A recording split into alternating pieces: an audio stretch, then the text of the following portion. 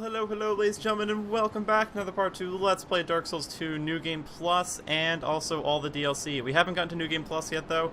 Still in the normal game, but we will get there eventually. So, welcome back, guys. Okay, so, guys, in this part, we're going to be doing a lot more action, as opposed to the last few parts, which we had a lot of introductions and things like that. I'm going to be going over the first area of the game in Majula, and showing you all where you can get all the stuff that's, you know, placed around for you to pick up, and then I'm going to be going straight into the Forest of Tall Trees, which is the first non-tutorial combat area in the game. We're gonna have a lot of fun in this part. Okay, so first off, guys, when you get inside Majula, you will notice it is freaking beautiful.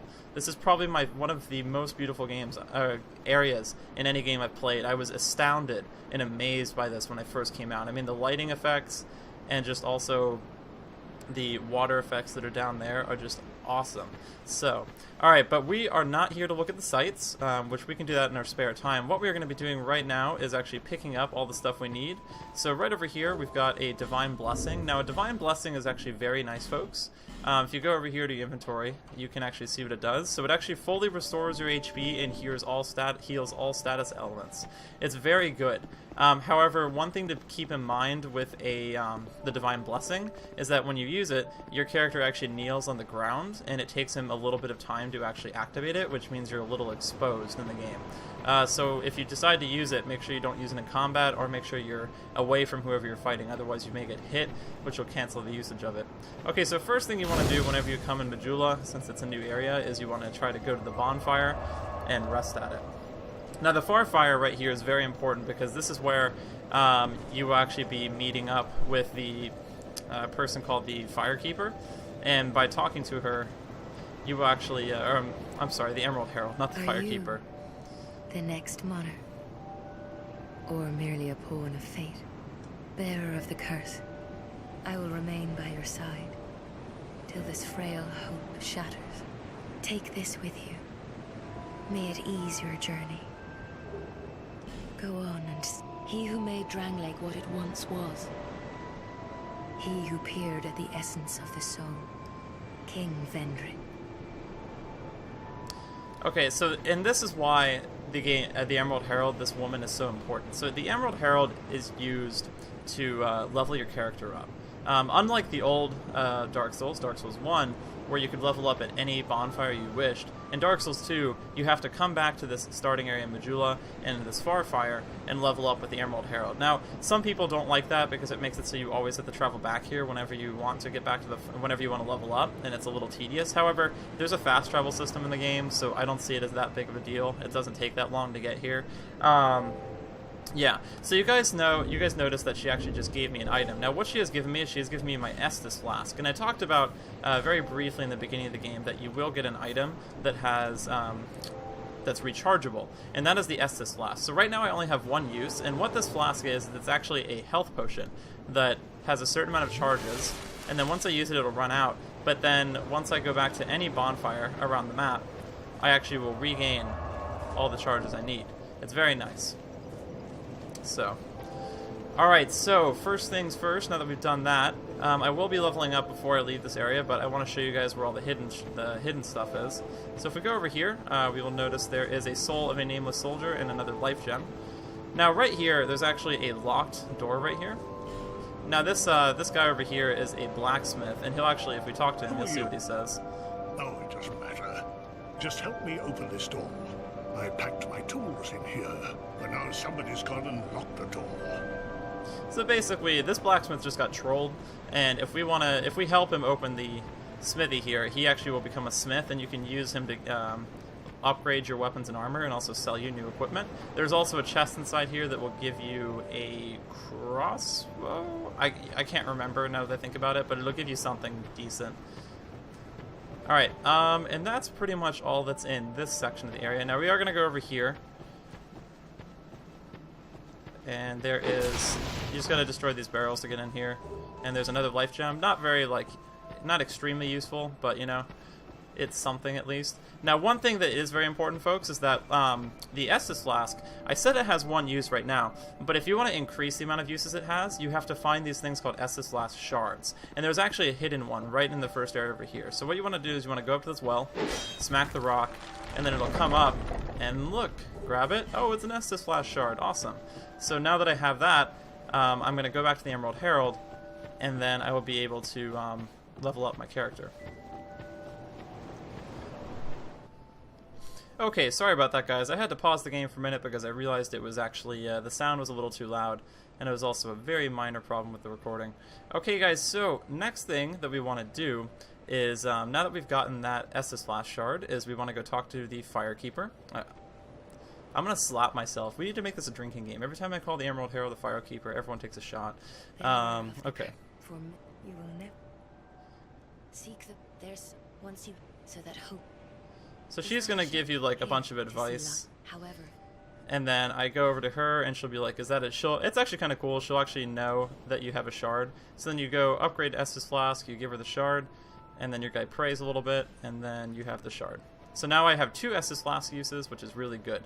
Now the first thing I want to do, though, before I talk to her again and level up, is there are 2 covenants in this game. Now, those of you who are new to the Souls series, covenants are basically NPC factions that other players can join, and depending on the faction you join, you will get a number of bonuses, and also there are a number of actions you can undertake that you couldn't do before, depending on the faction, because there are some factions that are PvE-based ones, where you get rewards for killing certain enemies. There are others that are PvP-based, where you get a multitude of rewards, including new items and things like that, new spells sometimes, for invading other players, or also defending certain areas from other players when they come into contact with them. There are plenty of things like that. And in the starting area, there are 2 places that you can join. You can join the Victor's Covenant, the Victor Stone, which is actually over there across from me. As far as I know, the Victor's Covenant doesn't give you a huge amount. It is kind of nice, though, because it has like a scoreboard, and you can actually increase your standing on it through a number of different ways. And then there's also, for new players, which is the faction I'm going to join just to show you guys, is there is the Blue Sentinels. So this guy, he's kind of a depressing knight. He's just going to tell you about, like, you know, how, like, Drangleic is a very depressing place. You can't be alone out here, blah, blah, blah. I'm going to be just running through what he's saying. So... unlike most role-playing games, in this game you really need to make sure that whenever you see an NPC, keep talking to him until he keeps repeating the same conversation phrases, because sometimes the AI in this game will actually give you stuff, or tell you a very important piece of information, but you have to actually keep talking to them to make sure you've exhausted all of their conversation options. So make sure whenever you meet a new character, you just keep talking to them, and make sure that, and just keep doing it until they start saying the same things over and over again. When you face danger, the Blue Sentinels will come to your aid. So right there, he's going to say the Blue Sentinels is going to come to your aid, and then do you want to join the Way of the Blue Covenant? And I'm going to say yes. So I'm going to join the Way of the Blue Covenant.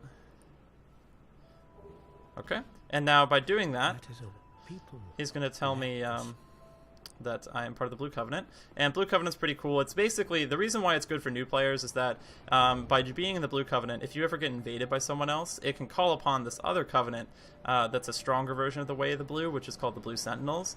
And you can summon other players to actually help you in case a enemy player invades you, which is really cool. I think it's a really nice mechanic, and it's really good for new players. You also, when joining the Blue Covenant, will get this ring called the Blue Seal.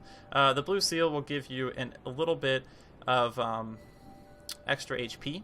So if you put it on, you'll notice my HP. It's not very noticeable. It's a very small amount, but you know, extra HP is always nice, especially in a game like Dark Souls, where the littlest the littlest bonus of HP can make all the difference. Okay. Alright, so now that we've done that, I'm going to actually use a couple of my souls that I have in my inventory, and then level up with the Emerald Herald. Now, the first thing I like to do when I level up is I always like to put some points in dexterity and in strength. You typically need about 20 dexterity maximum in the game with the build I'm going for to wield most of the items that I'm going to use. I'm going to be using mostly strength items and not be using a lot of stuff like lances and scimitars and things like that, which you can do, but to wield those things and to actually wield them effectively, you need a lot of dexterity. Okay, so we're going to level up with the Emerald Herald. And the first thing I'm definitely going to get is I'm going to be upping my dexterity to level 11. And the reason for this is that there's a weapon called the Hide Night Sword that I'm going to need to get, and it actually has a higher dexterity requirement than the one I currently have. or the one I currently have. So, now I did promise that I was going to go over the statistics so you guys understand what I'm doing when I level these things up. So by upgrading my dexterity, the game will tell you what each of these things do, but basically by upgrading my dexterity, it increases my ability to wield weapons that require lots of finesse, like most swords at least require some dexterity, but it also increases my ability to use weapons like bows, scimitars, lances, things like that. It also boosts your attack pretty much every single time you level up. Strength, it increases your abilities with heavy weapons like great swords, claymores, long swords, things like that. Attunement increases the amount of spells you can use and also spell casting speed. Every character has a certain amount of attunement slots, and basically what that means is that at any one time you can only have a certain amount of spells equipped for usage, and the only way you can change those spells is that you have to go back to a bonfire and re-equip and reassign new ones that you want. So it's pretty cool. Vitality is pretty self-explanatory. By upgrading my vitality, it increases your maximum equipment load, meaning that you can have heavier equipment on. Now, increasing vitality is not really worth it after vitality level 20, because once you hit 20, any more points you put in vitality will actually only give you 0.5 extra equipment load, which is actually not that very good. So don't really put any points in vitality after 20. Endurance determines your overall stamina. So by putting more points in endurance, you will actually increase your overall stamina that you can use, meaning you'll have more energy to roll and attack and things like that. Vigor is just, it increases your HP with a flat amount. Adaptability boosts your agility, so you're faster, and also various resistances. Very nice as well. Intelligence, it boosts your magic defense and also how good you are at spells. The more intelligence you have, the more damage you will do with spells, essentially. And then Faith improves your lightning defense and also proficiency with miracles, which is healing things, and also any spells associated with the cleric class. And we won't be running into miracles with this playthrough, because I'm going to be playing kind of a hybrid tank sorcerer, essentially. I'm not going to be using any mage skills. Alright, so now that we've finished up with that, oh, you know what? I totally forgot. So there isn't really anything else in this area that you should really be concerned with. But I do want to show you all the locations of the vendors in case any of you guys get lost. So this building up here, that's right in front of me, is actually currently locked. However, we're going to meet a map guy later in the game, pretty early on, but a little bit later than now. And he's actually, if you talk to him, he's going to give you a key, and if you use this key to go inside this place, you actually find a number of things, including a human effigy, which can, like I said, can be used to restore your humanity, and that's very important. A soul vessel, which can be used to actually respec your character and give you back all of your skill points. So if you don't like how your character looks currently, or if you don't like how your character's playing, you can use those and respec your character, and then also a couple of other things. Now, there are some enemies in this area. There are some skeletons in this building, and there are also these weird slug things over on the far right of this building. I usually ignore the slugs early game because for some reason they give me a little bit of trouble. I don't know if that makes me a big noob or not, but they do a lot of damage, so don't underestimate them. Welcome to my oh, sorry, I could really use... So this is Moglin. Moglin, he's just the shopkeeper here. He can sell you mainly armor and weapon, or not... Actually, not many weapons. He can sell you mostly shields and then also armor. Now, we actually already have I believe we have the Falconer set already. We just don't have the helm. Let me see. Yeah, so he actually, if you start as the knight class like I am, he can actually sell you the current set that you already have, so don't even worry about really buying anything. Moglin doesn't really have many items that are really worth purchasing. The only thing I would really say might be worth it would be like the Twin Dragon Great Shield, but you can get shields better than this much earlier on in the game. It's not really worth it. But if you continuously spend more and more money at Moglin's shop, he will over time equip better items for you to buy. So it's really kind of up to you if you want to spend the money for it or not. Okay. Now in here, there is a cat, if I can find her. There you are. She's a fat cat. Oh, and one without much time remaining. Just about ready to fall apart, I'd say. Not exactly the time to be chatting with a cat. It's the perfect time to be chatting with a cat. Well, Suit yourself. Oh yes, you may call me Shalqua. Enchantée. So, ooh, you smell wonderful. She's such a creepy ass cat. So, Shalqua, what you can do with her is you can talk to her about your covenants, and she'll actually show you the current rank that you have with your current covenant. And like I said, you can increase the rank you're at with your covenant and gain new items and also new spells depending on the covenant you're in by completing things that are specific to those factions. And she can show you that. You also, if you want to abandon your covenant entirely, which means that you can abandon it and then join a new covenant, which you can do at any time without penalties. You go up to her and you ask her if you can abandon your covenant. She also has a few items that you can buy that are not too bad. She has Homeward Bones, which can, if you use them, you can return to the last bonfire you rested at for no penalty. Prism Stone, they are basically just like little markers, essentially. Alluring Skull can be used to lure certain types of enemies. I'll probably get some of these later, but you can find them in the game, so I probably won't use too many.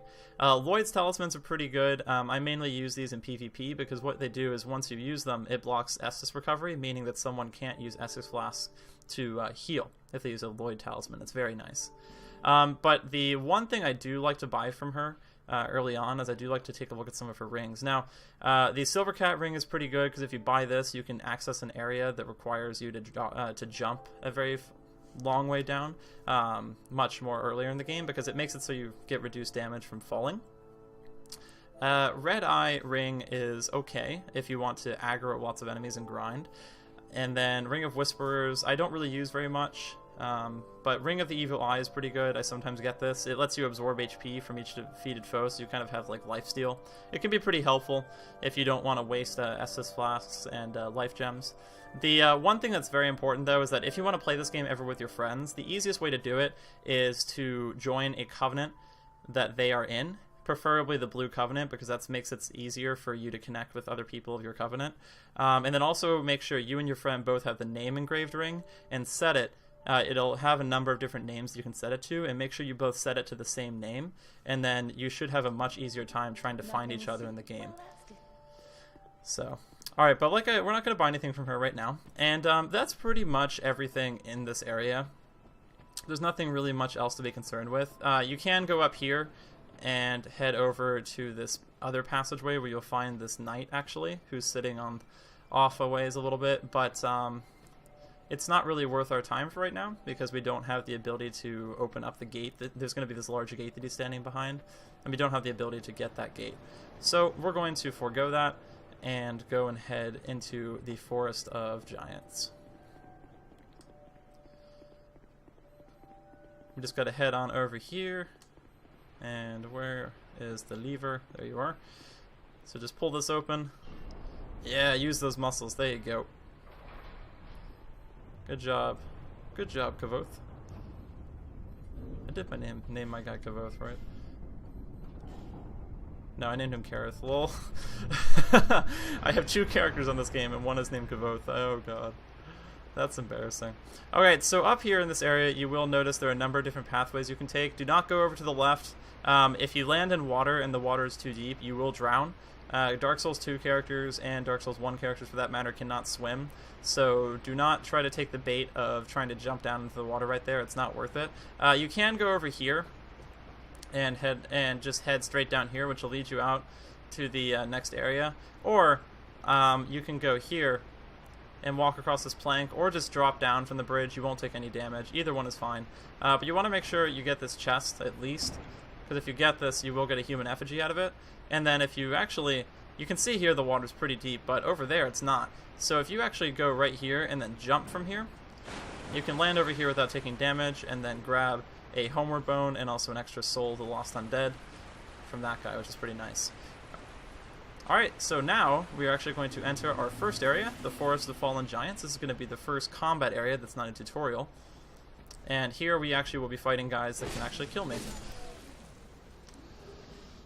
So in this area there are a couple of different hollows. Most of them just have rusted swords. They're not really that... You don't really have to worry about them too much. Now there is a bonfire over here, and there's also a guy with an item. I believe it's usually a life gem. Yep. Okay. And right now I actually am going to go over to this bonfire, and I'm not going to activate it, I'm just going to light it, which means it'll be ready to be activated pretty soon. because I want to actually clear out this area first and grab all the items before I go back to the bonfire. So there's going to be these 3 hollows, and this guy's going to come at you. These hollows are really easy to dodge, though. I did get hit by an arrow, but that's okay. Even the archer's not too good. And there is a guy back there who's going to try to ambush you. Just make sure you kill that hollow pretty quickly, and you won't take too much damage. And there we go.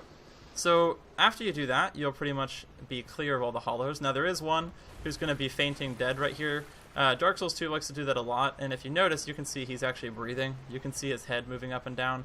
But for new players who aren't really paying attention to something like that, you won't actually notice that. So just keep in mind, this guy's alive. Just kill him. If you pass him to go over to get this item, he'll come up right as you pass him. So just be aware of that, otherwise he may ambush you. Alright, so now that we've killed these guys, I'm actually going to go and head up here. Actually, wait, no, hold on. I'm actually going to rest at the bonfire really quickly and run through here, because I don't want to waste my item's durability. Weapon durability is like the one limiting factor in this game, especially early game. Because as you fight people, your weapon's durability goes down, and it makes it so you have to rest at a bonfire to restore its durability. Otherwise, you'll run into major damage problems. Okay, so guys, I think that's going to be the end of this part, though. In the next part, I'm going to be going even deeper into the Forest of the Giants and showing you around the area, and we'll also be getting the Hide Knight Sword, which is a really cool lightning sword with extra durability, at the beginning of the next part. I hope you guys enjoyed this video, and I'll see you all again later.